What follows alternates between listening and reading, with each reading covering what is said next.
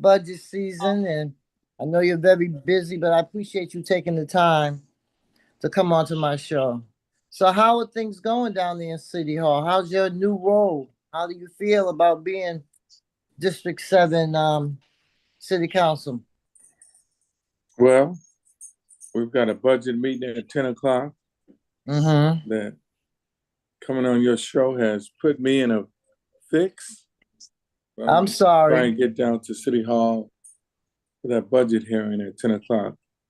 Mm-hmm. You know, people ask me a lot how you like the new role, how Mm-hmm. you like being city councilor. I've Mm-hmm. always represented not just District 7, but the city of Boston, in some ways, the state and national politics. So fighting for people has never been anything new to me as Mm-hmm. District 7 councilor. Much of what you do is fight for people. That's what when I ran for the seat I ran on, I'm going to fight for you. Uh, what it does, it's not the same ministry. It's a different kind of ministry, Mm-hmm. but you have a lot more resources Mm-hmm. to give to people or to Mm-hmm. fight for on behalf of people. Right. And that's a big difference, the resources. Mm-hmm. And and look, make no joke about it, every city councilor is fighting for resources for their district. Yesterday we had that hearing on transportation. Mm-hmm. You heard the district city councilors talking about the streets that need to be fixed and paved. I had a list that I had for District 7 that I asked Mm-hmm. them when those streets were going to get done. So everyone's fighting for their district to Mm-hmm. improve it in one way or another. And so it's just another forum to fight in that gives you more resources to bring to people. You can help more people. Policy wise, you can change quality of life in the city based on ordinances and resolutions and hearing orders. And so when I look at being District 7 City Councilor, it's really just working for people. You're just serving people, a But different servant role. there's a lot of things that are going on A lot of things. in our city A and lot that of our things. community's not happy about. A You lot of know, things. A lot they're of not things. happy about Franklin Park, White Stadium. They're not happy about the budget cuts for the youth jobs. They're not happy about all of a sudden P3 is going to be um what is it the new Madison Park High School. There's a lot of things that are going on that our community is not happy about, and A to lot of see things we're fighting for. And right. one of the things that I found, and I've been challenging City Hall on it. Mm-hmm. City Hall makes decisions, and then they tell us what their decisions are. Mm-hmm. I want to be consulted on those decisions when it has to do with District 7. Exactly. I want to know what's going on before it happens, and Yeah. then I want to be part of the decision making. And that's a real challenge here. And that's why P3 happened the way it is. That's why when you look at Blue Hill Avenue, in fact, yesterday's hearing was on transportation. We talked about Blue Hill Avenue at that hearing yesterday. And Which doesn't make no sense. I don't understand the logic in trying to make Blue Hill Ave a one lane for a bus. It's to me, it's just not common sense. I don't know why they want to do it, and there has been a lot of opposition about it. But they're not listening to us down there. They don't listen to us. They don't include us in decision making, and it's ridiculous. that's what the fight is about. That's why we had that community meeting at the William Reed Auditorium. And, yesterday I did something that hadn't been done there before. They were having a fit about it, but we each get 6 minutes or a different amount of time to ask questions of our guests. And one of the things that I did yesterday was I put that video on from that hearing, from that meeting we had Mm-hmm. at William Reed Auditorium, when everyone was saying we don't want no bus lanes. And I put that video on because I wanted the counselors and the folks that were in the chamber to hear what the community was saying about the center bus lane. And I wanted them to hear, not from me, I wanted them to hear what the community is saying about the center bus lane. So I put that video on yesterday, and I could hear the council saying, well, this is a first. We've never had anyone do that before. But one of the things about advocating for the district is, and I told them when I first came there, I'm gonna do a lot of things that they've never heard before. And so when I put that video on, and you were at that meeting, right, Priscilla? No, I didn't come to that meeting because I'm still in recovery.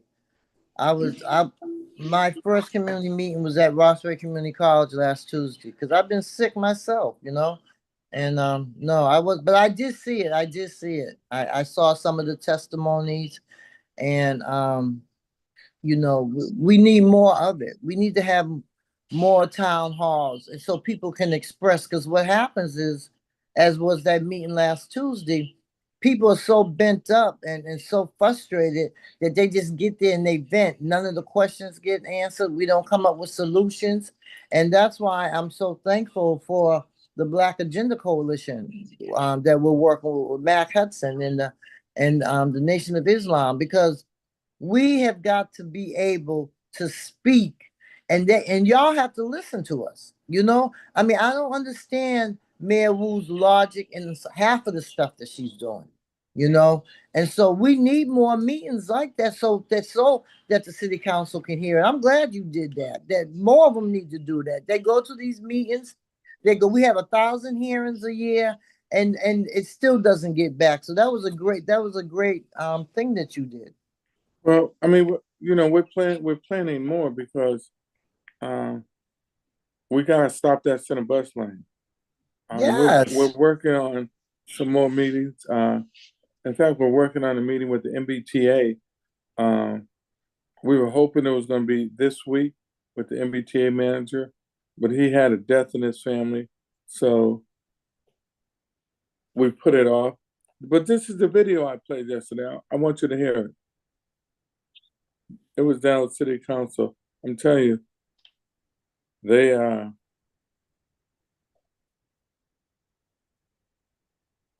I'm like you. I can't get this thing. That comes with our age, Pastor Culpepper, unfortunately. It ain't age. It's the fact that. Well, that's what I'm blaming it on. There it is. This plan is to kick us out of our own neighborhoods. Can you hear that? This plan is actually for the people who live here. But I think we can all agree that something has got to be done about Blue Hill Avenue. We need to get together and make it better. And I understand where a lot of you are coming from. You see, losing businesses, you feel like lose a lot of things, but there's a lot of positive gains. And I think we need to look at both sides. I've always encouraged the administration to come up with alternate designs, because the RFP wasn't based off of a center running bus lane. It was about a dedicated bus lane. So they will tell you one thing, we had a community process, but they don't tell you the details, and it was not fair. It was not transparent. None of this is for us. I just want to say I'm for the bus lane. This was part of the mayor's debate, which came out, and everybody said no. But you need to hear what we're saying, and our answer is no. We're not doing this. I'm willing to lay down in the middle of the street and stop them from building that road. If y'all want to come with me, you can come with me. I think the people, like the mayor or whoever came up with this plan, I think they bumped their heads. Can we put the money into something else? Can we put the money into fixing the stations? Who's coming up with these plans?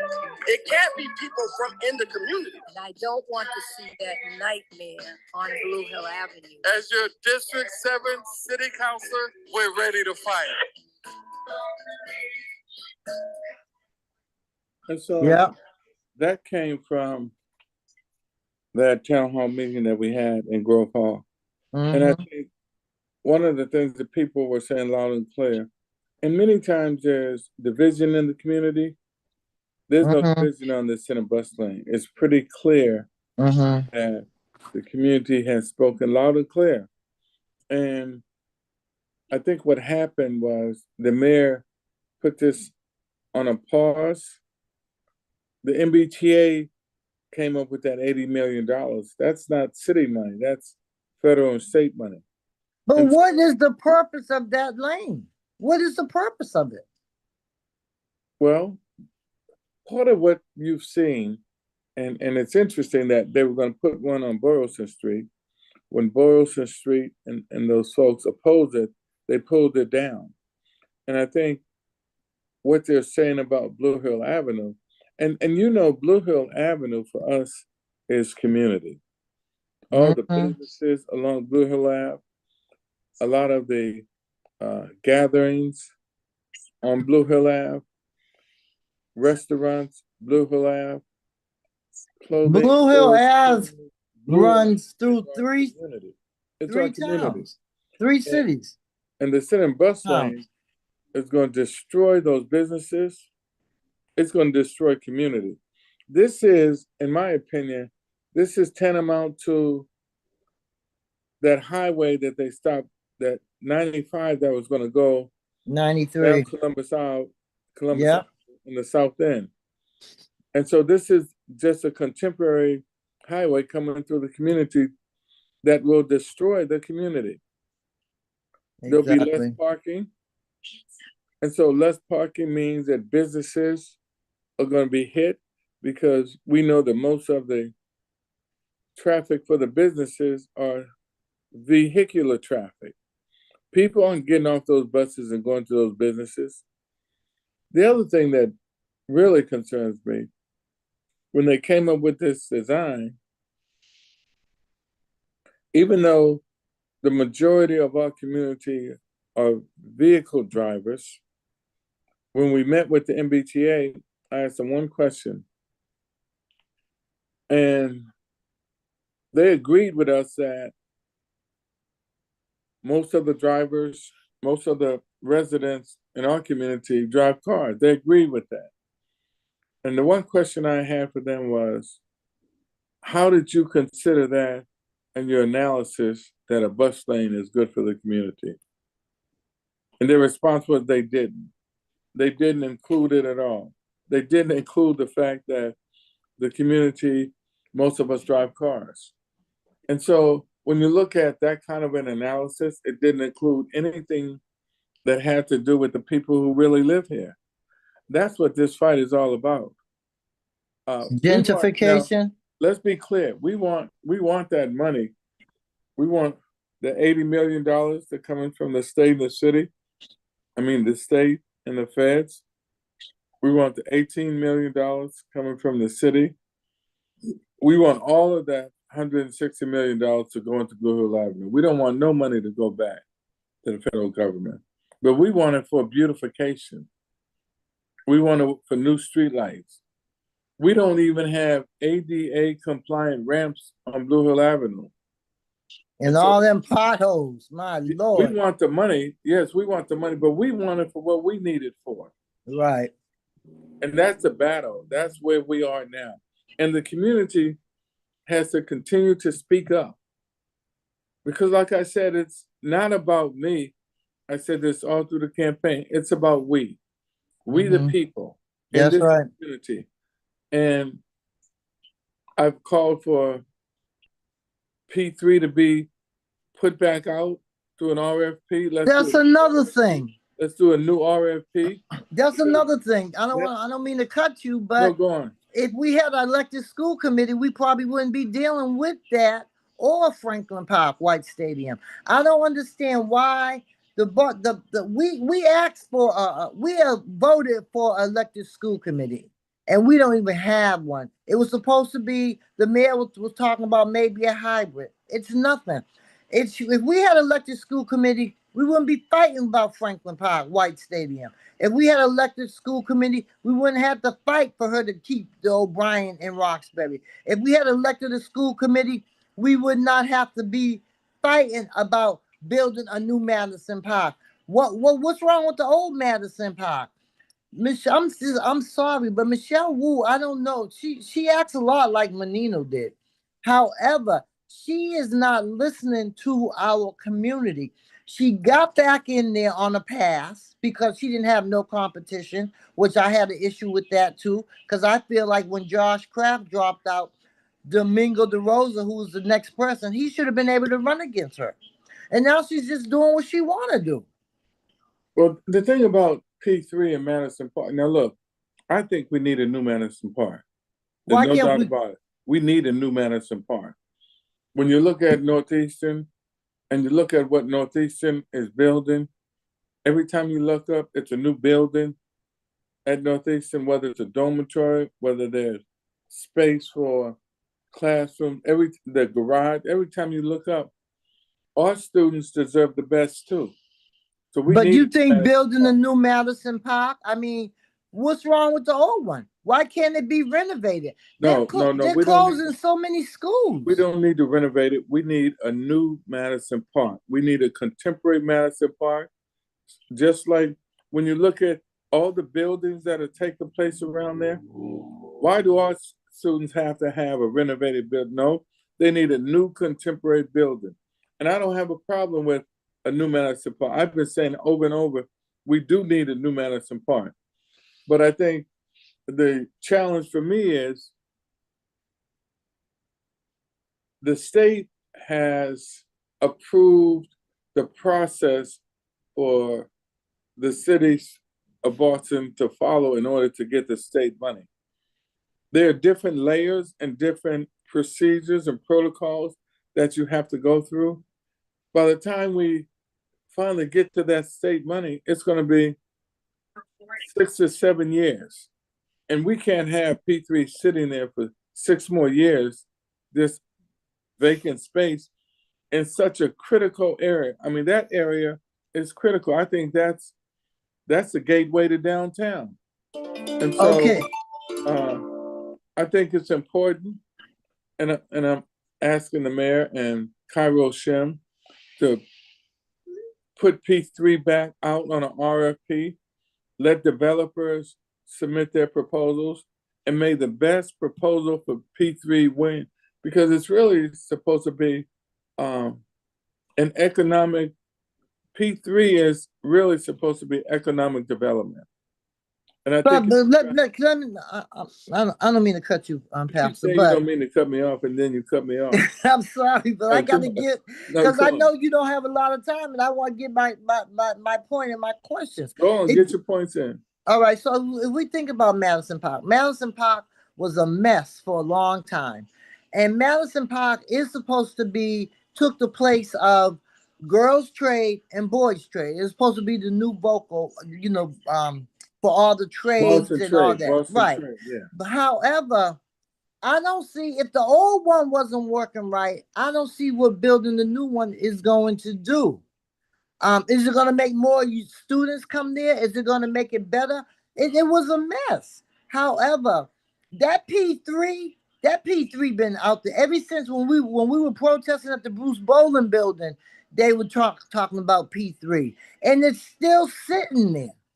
So they had designated it to somebody. I know Reverend Jeffrey Brown was part of that development that was supposed to be going on there.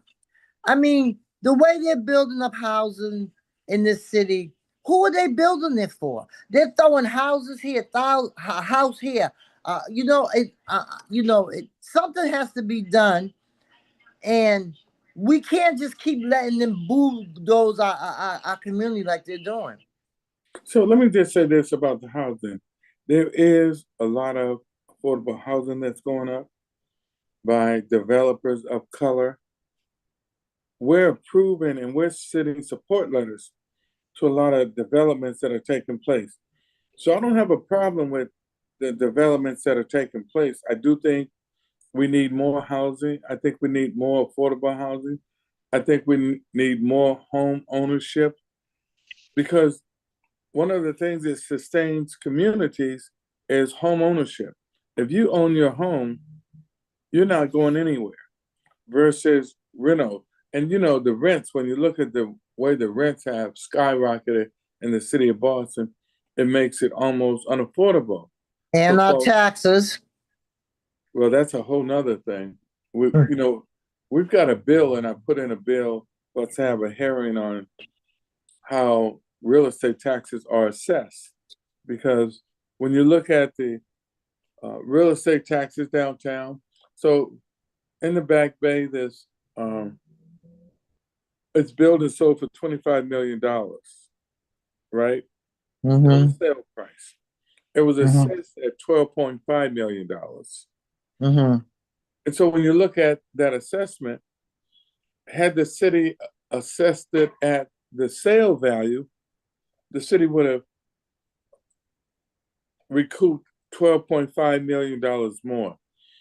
Once we started looking at the way real estate is assessed, real estate in the community is assessed much different than the real estate on Beacon Hill and in Back Bay. So we're going to have a hearing on how the city actually assesses real estate. Because when you look at real estate assessments and you look at the multi-million-dollar sales, those assessments are much lower than the sale price of those homes. So the city could be reaping a lot more in terms of real estate taxes. But when you come to the community, those real estate assessments, in some cases, are higher than the value of the home. And so we're going to have a hearing on how the city is assessing real estate to make sure that real estate, the assessment across the board is the same, whether you live in Back Bay or whether you live in Roxbury or Dorchester. Because if you're assessed at more than the value of your house, that means you're paying more taxes than you should be paying. There's a lot of issues that we file bills on. There's a lot of issues that we're having hearings on that are critical to the quality of life in the community. And so, coming back to your point, we want to be part of the decisions that are made for District 7. We don't want decisions made for us. We want to have decisions made with us. That's right. That's right. I totally agree. And the thing, my theme song for this show is "A Change Is Gonna Come."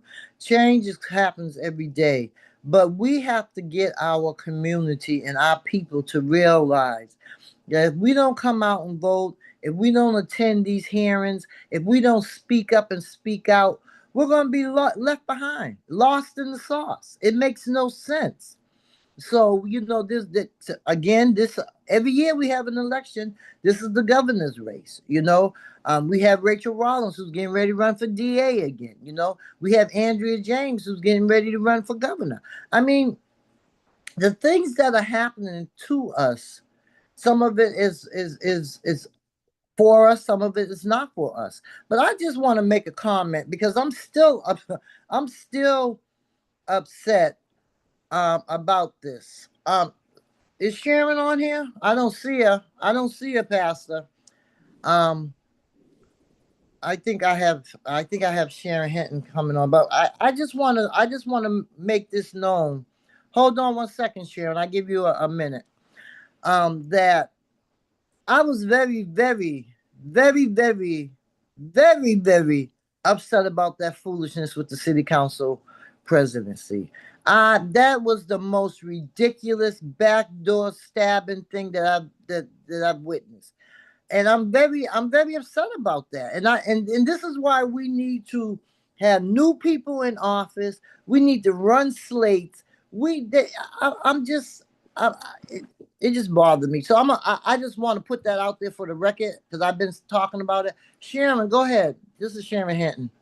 Good morning. Good morning. I'm sorry. My newest city councilor, Reverend Minyard Culpepper. Hey, Sharon. Pastor Bruce Wall on your retirement. I don't think a revolutionary ever really retires. And good morning, people power, Priscilla. You got the people, you got the power, and I thank you for this morning. I just read something right before I came on that there's a possibility that there will be a vote by the Legacy team in White Stadium to change their season, so that they'll be in there in the fall, which will keep any Boston public school football teams from being able to use the stadium at all during the season that they need. So I don't know if you've heard that or if you know that. Pastor Culpepper, I Haven't know heard you've been that. in on that. Haven't heard that yet. I just saw that this morning, but we know there's a bunch of shenanigans. I mean, it went from 35 million to 65 million now to 335 million, and the city paying over 135 million, which is ridiculous. And I know you've been in the forefront of that even before you were a city councilor. Also, on the show that I had, Black Teachers Matter, and the radio podcast at WBCA, which is, this channel, this frequency. But another time, I had Haris Hardaway from Final Touch, and they're closing on the 30th. Unless people step up, and he said he was working with you and some of the other city councilors to push back. He actually wants to stay. He wants Final Touch to stay in the bowling building in Nubian Square, where there's barely any Nubians anymore, and then also a black market. And that's your district. That's District 7. So I didn't know if you knew if there's any latest developments to keep them there. He said finally, and shout out to Cindy Diggs, because Cindy Diggs, even during the pandemic, was doing these staycation things where she was asking people to go down to Nubian Square and spend money in those stores to keep them open. And she was the main person that was really garnering community support to go down there and spend dollars. She did it last Sunday. And Haris said that Haris Hardaway has said that thank God, because she was driving business down there because the pandemic really hurt them. And then on top of that, the population from Mass and Cascade moved into Nubian Square, and they were given certain promises that they would get added security. That didn't happen. They were given certain promises by the city. You weren't there at the time, but it was several administrations. It wasn't just this latest administration from the city hall that said that they would support them in terms of marketing strategies and promoting driving businesses to Nubian Square as an economic engine, and that didn't happen. So, I mean, that's your district, and I was just interested. I know you're all over social media talking about the bills and the resolutions. I mean, you hit the ground running in the 100 days happening, but I didn't know if you knew if there's anything, because they've got 9 days. They in Black Market Yeah, have 9 days. yeah. I'm talking to the city now. I'm going to have a conversation with the city now because I made it clear to them that he can't be, and they're saying they're not evicting him. They're saying that his parents decided to leave, but he's decided that he wanted to pick up the business and stay. And so I'm working real hard to keep him there, because one of the interesting things about the bowling building is that building was named and put there for community use. And so they ought not be priced out. We know that Nubian Square is having its economic challenges because it's not the way I expect it to be in 2 or 3 years. We're focusing on bringing new businesses into Nubian Square, and we can't lose some of the businesses that are there already. It makes no sense. And it's a city-owned building. Now, look, like I told the city officials, if this was a private building and he had challenges over COVID, his parents had challenges over COVID, and they couldn't pay the rent, I understand if it's a private building. But this is not a private building. This is the city. And we can't have the city putting businesses out that we know are community-based businesses. And so I'm pressing for them. I'm talking with them today. After we get off this call, I'll be talking with them to try and work out an arrangement for him to stay. Because I can't see, as the new council for District 7, if my goal is to create an empowerment zone for District 7, we can't have businesses leaving. The goal is to have the businesses that are there, have the city invest in those businesses to not only keep them there, But if they need support in other ways, that's what the city is there for. And so this is Exactly. a prime example of the fight that we have to have. And you know, we got to fight. That's right. That's right. Because we know that historically, no one has ever walked up to us and said, here's a check. Everything we've gotten, Got everything to fight for. let me say this again, everything that we've gotten, we've had to fight for. That's right. And so who thought that we would have to fight to keep businesses in the bowling building that want to stay there? Now, there was some mix up about his parents wanting to leave. I understand that. But he wanted to pick the businesses up and he wants to make that business a success. I think he ought to have a chance and opportunity to make that business a success right in the bowling building. That's And so right. That's right. folks don't understand the battles that we have, and it Mhm. doesn't make the front page of the Globe, but we're Mhm. having really basic battles about what makes sense and what's in the best interest of our community. So That's I've been saying over and over, I'm fighting for what makes sense for our community. The folks at District 7 elected me to represent them. That's right. And on issues like this, Mhm. I'm 100% fighting for them. So can I just say something? I don't Sure. know if people remembered, but it was my organization, the Black Economic Justice Institute, that protested the Bruce Bowling building when they was being built. We were out there every morning at 6 a.m. fighting for our brothers and sisters to get jobs on that building. And so the fact that it is supposed to be a community space, and the fact that it's that business which is black owned and the black market, which is black owned, you can tell, you can see what's going on. They're building all around there, high rises and almost skyscrapers and stuff, you know, and they're not building it for us. And we've been talking about this for a long time, about them gentrifying us out of there, and that's exactly what they're doing. But I have been a customer of Final Touch Boutique since they opened, and they're great. Their prices ain't all crazy. They're very respectful. It's family owned, and you got to remember that the Hardaways, Catherine Hardaway, built the elderly complex that's right across the street from the Bruce Bolden building, as well as elderly services.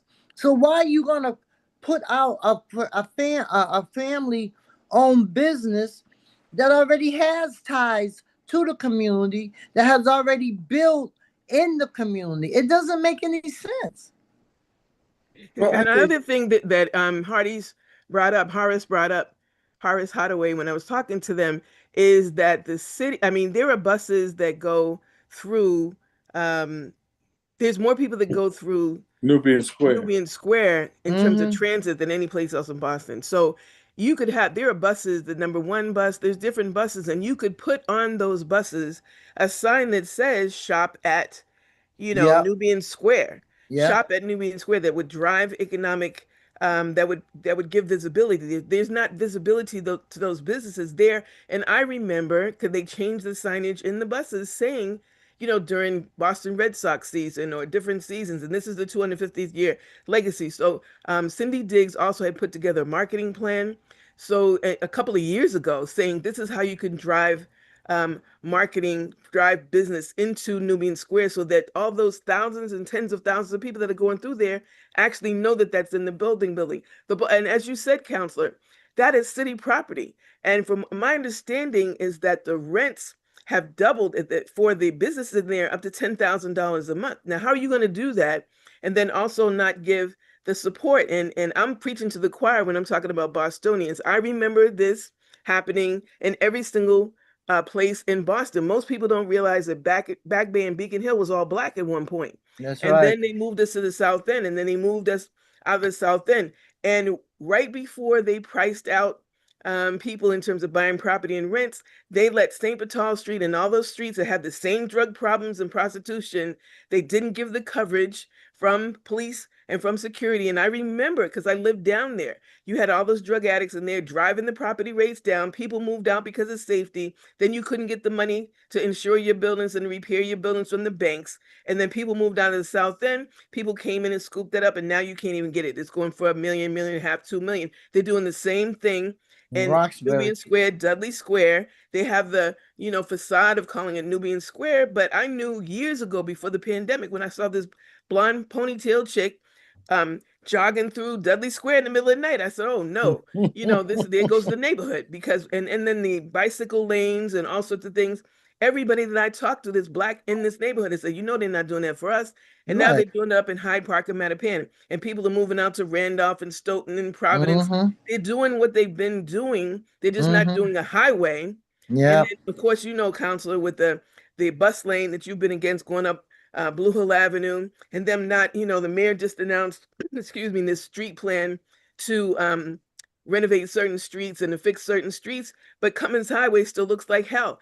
And it's been over for 2 years. And then Morton Street doesn't even have any sidewalks, but you had the money to put bicycle lanes there and there's no bicycle traffic.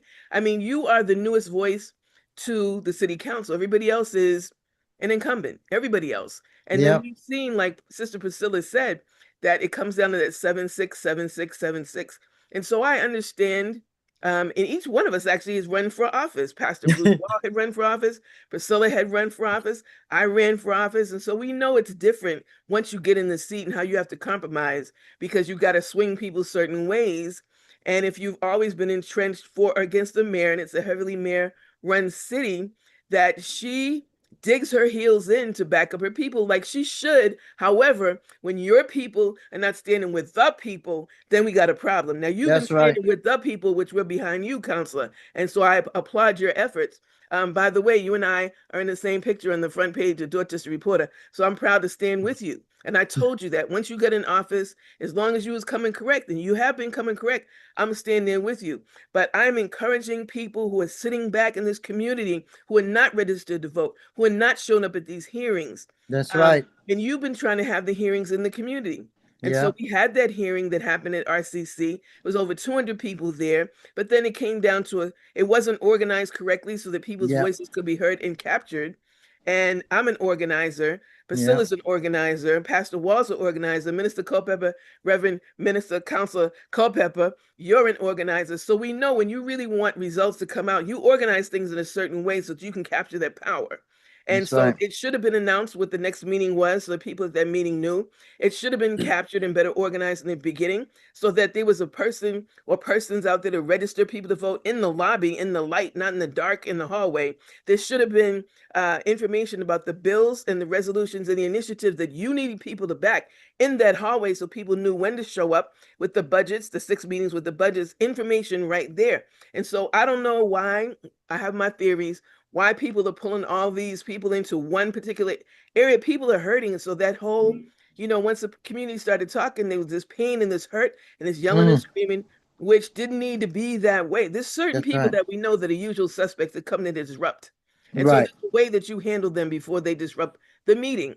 And but so I love the fact that you continue to give these community meetings, even though you don't have an office like Chuck Turner did in the community, but you're doing the best you can with what you have where you are. And we know that there's people that are going to vote for the administration, regardless of the people are not for it. But I don't think, and I thank God for Pastor Wall and BNN TV and Urban Heat and Spark FM, because we have been on the ground telling people this is what's happening, but we don't have the signal power.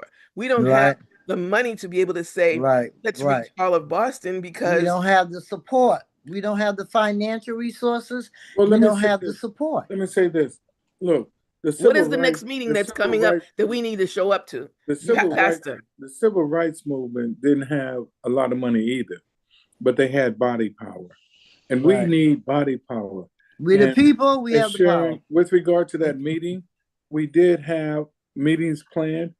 The way we did that meeting was every organizational leader, we have a list of all the organizational leaders that were there. We're planning a meeting with the MBTA manager, Phil Ng.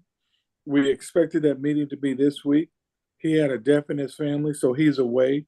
So we had to put that meeting off. We've got a video And I played that video for Priscilla a minute ago. I played it down the city council when we were talking about transportation yesterday. I put that video on my mic during my time when I was speaking. The video was from the meeting at William Reed Auditorium. And everyone heard that video about the meeting when folks were getting up saying no center bus lane. Those city councils are going crazy. They said, we've never had anybody put a video on their mic down the city council.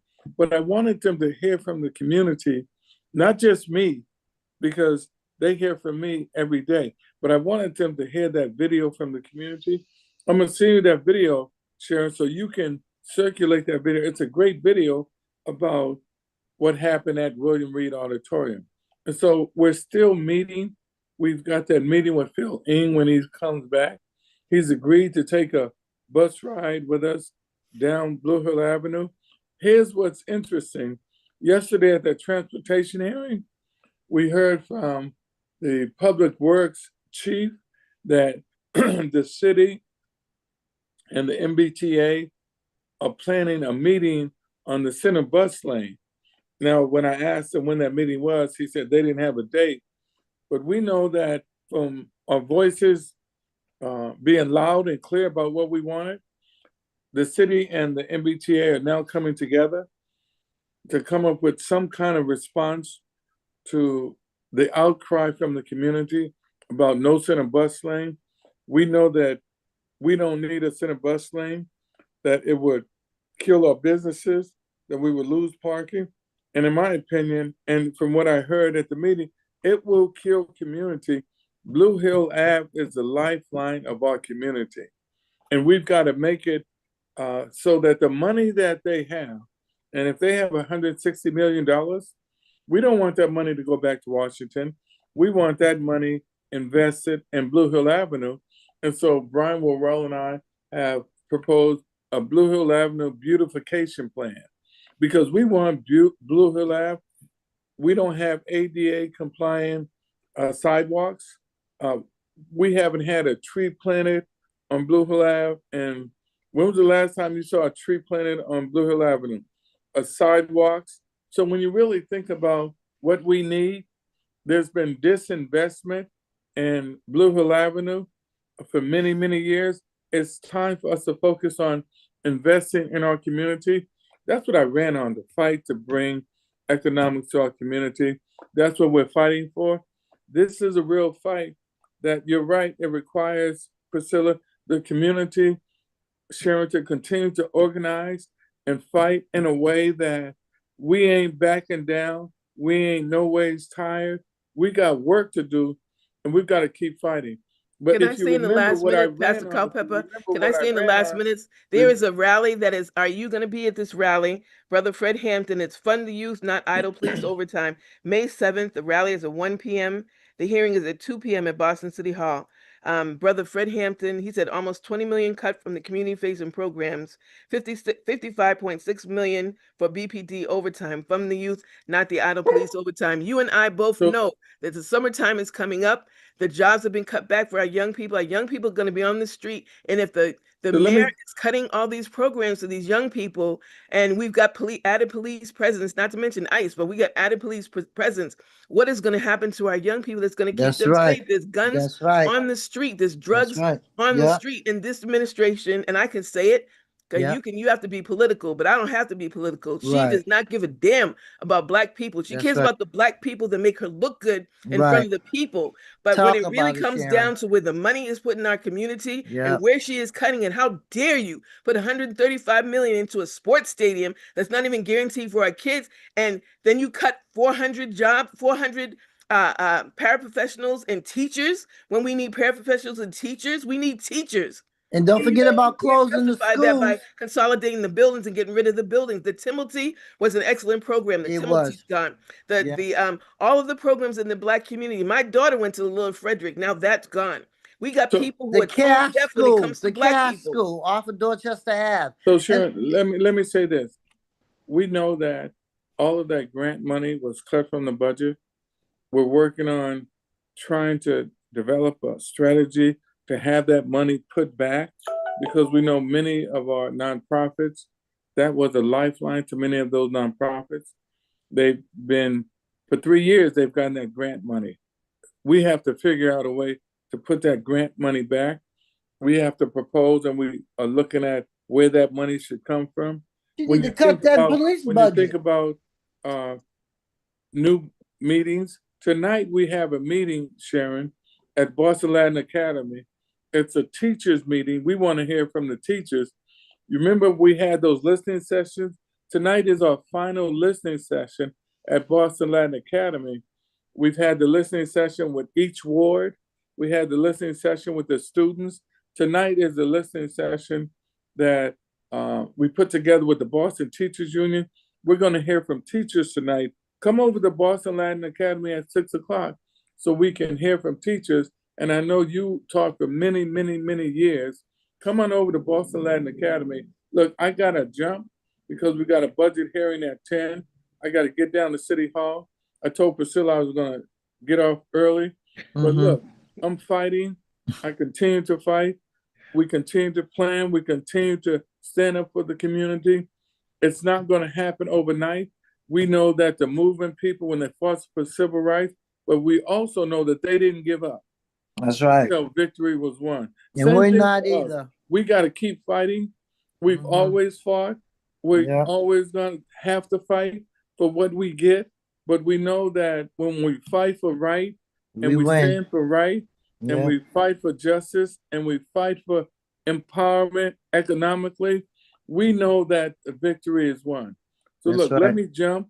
I got to run. All right, Pastor. Thank you. We'll get you back on again Priscilla, when you don't. Thank you, Priscilla.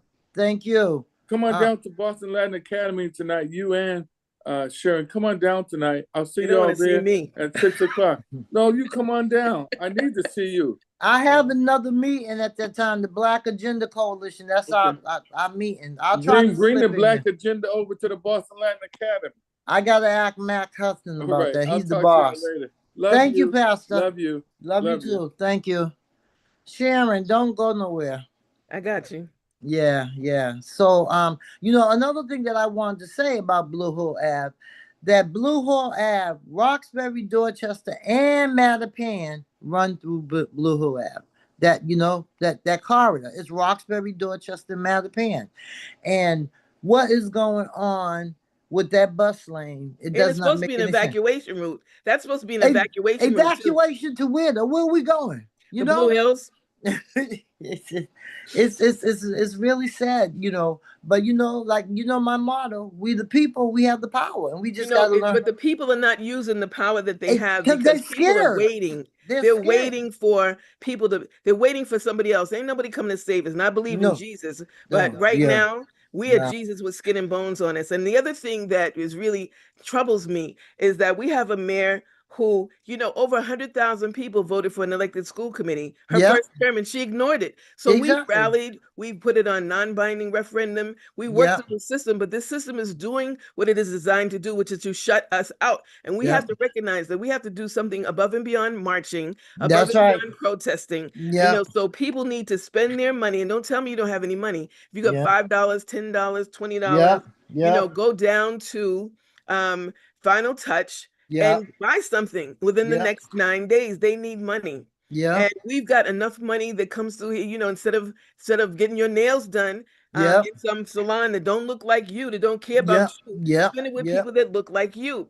He's right. Pastor Culpep is right. And when we didn't have 501c3s that were invented in 1954 when Black people were coming into their power, Black churches. The Black churches alone could rescue Black market. And the churches said, instead of spending, tithes and offerings, take your offering, tithe to the church, because that's God's, but take your offering down to Black market, take your offering to Final Touch to rescue these businesses. Don't tell me that we couldn't do that, because that's what we did before. That's right. When we didn't have, when we couldn't get the loans, when we couldn't get the land, we invested in each other. That's right. And I'm reaching out. When I say Black, I'm reaching out. If you Black Nigerian, Black Trinidadian, Black. That's right. Black Latino, Black Dominican. Put your money in people that look like you, In the community. In the community. Don't go That's down right. to Seaport and just spend your money at Seaport Exactly. and then complain about Prince Hall not looking as nice as the places down at Seaport. Don't Yeah. go and put your money in some restaurant that's not Yeah. in your community, or it's a restaurant in your community that's not investing in your community. They're just taking money out. If they're not hiring people from your community, if they're not investing in your community, supporting football teams and sponsoring, you go to other neighborhoods and you got the businesses sponsoring basketball teams and soccer teams and baseball teams and football teams. They need to be sponsoring our kids. Keep our That's right. kids out of prisons. That's right. That's right. You tell it, girlfriend. You tell it. I'm so happy to have you back on here with me. I'll tell you, talking about reverse. But yeah, like we gonna do something.